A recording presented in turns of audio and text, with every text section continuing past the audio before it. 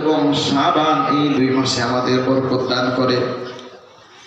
ওয়া বাল্লিগনা রমাদান, ও রব্বে কারীম মেহেরবানি করে আমার হায়াত যদি সংকীর্ণ হয়ে যায়, মেহেরবানি করে দয়া মায়া করে আমার হায়াতকে লম্বা করে আমাকে পবিত্র মাহে রমাদান পর্যন্ত পৌঁছায় দাও।